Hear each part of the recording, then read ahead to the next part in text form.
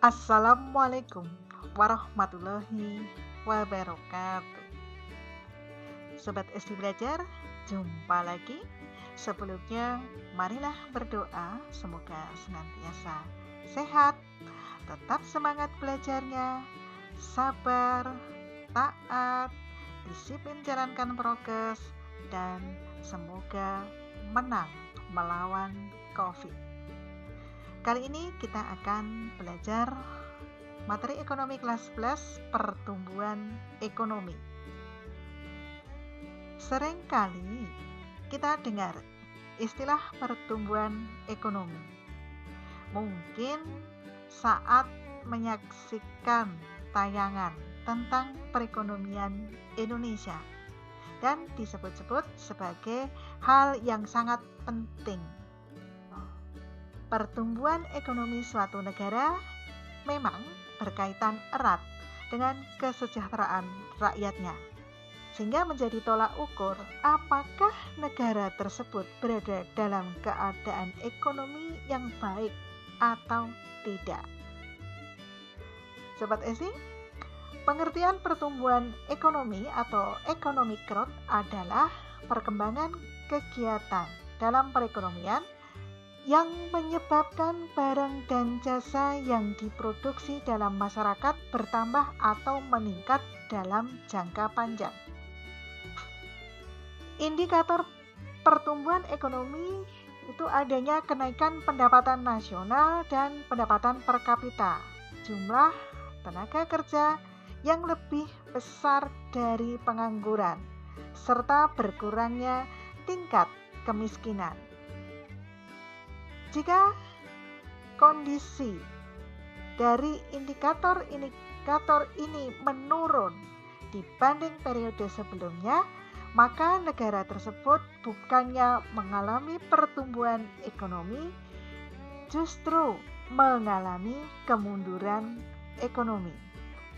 Sobat SD, dengan mengetahui tingkat pertumbuhan ekonomi, pemerintah dapat membuat perencanaan mengenai penerimaan negara dan rencana pembangunan yang akan dilakukan. Ada beberapa faktor penting yang menentukan pertumbuhan ekonomi, antara lain tanah dan kekayaan alam.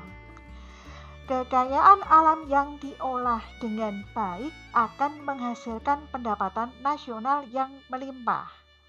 Faktor berikutnya ada jumlah dan mutu penduduk dan tenaga kerja.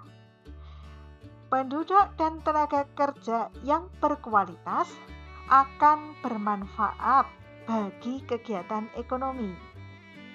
Kegiatan ekonomi yang dilakukan oleh tenaga kerja yang berkualitas dapat menghasilkan laba lebih tinggi karena produk yang dihasilkan lebih berkualitas dan cepat untuk dikembangkan. Faktor lainnya ada barang modal dan teknologi.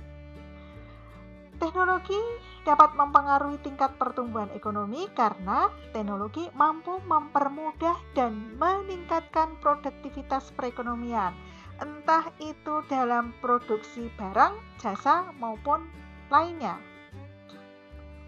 Berikutnya ada faktor manajemen kewirausahaan, ada faktor sistem sosial dan sikap masyarakat.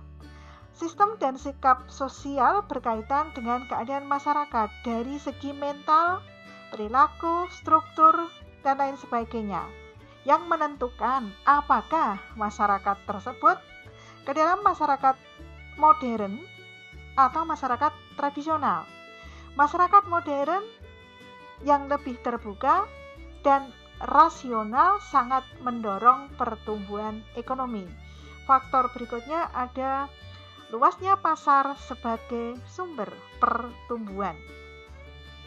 Sobat SD Belajar, pertumbuhan ekonomi dapat diukur dengan menggunakan rumus PDB tahun tertentu dikurangi dengan PDB tahun sebelumnya dibagi dengan PDB tahun sebelumnya dikalikan 100% atau perubahan dari GNP tahun ini dikurangi dengan GNP tahun lalu, dibagi dengan GNP tahun lalu, dikalikan 100%. Ada contoh, perhatikan di situ tabelnya diketahui. GNP negara maju dalam jumlah triliun tahun 2018. GNP 15.605. Tahun 2019 GNP 16.700. Tahun 2020 GNP 17.000. Pertanyaannya, berapa besar pertumbuhan ekonomi negara maju tahun 2019? Cara menghitung pertumbuhan ekonomi, kita gunakan rumusnya tadi. Pertumbuhan ekonomi tahun 2019 bisa dihitung, bisa dicari dengan rumus sama dengan GNP tahun 2019 dikurangi dengan GNP tahun 2018 dibagi dengan GNP tahun 2018 dikalikan 100%. Sehingga pertumbuhan ekonomi tahun 2019 sama dengan 16.700 dikurangi 15.605 dibagi 15.605 dikalikan 100%. Sama dengan 1095 dibagi 15.605 dikalikan 100%. Hasilnya adalah 7%.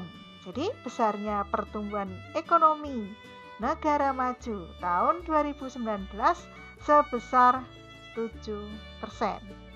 Nah, Sobat SD, silahkan hitung sebagai latihan pertumbuhan ekonomi negara maju tahun 2020. Berapa ya? Silahkan dihitung. Sampai di sini Sobat SD kebersamaan kita. Sampai jumpa dengan video SD belajar berikutnya. Terima kasih. Wassalamualaikum warahmatullahi wabarakatuh.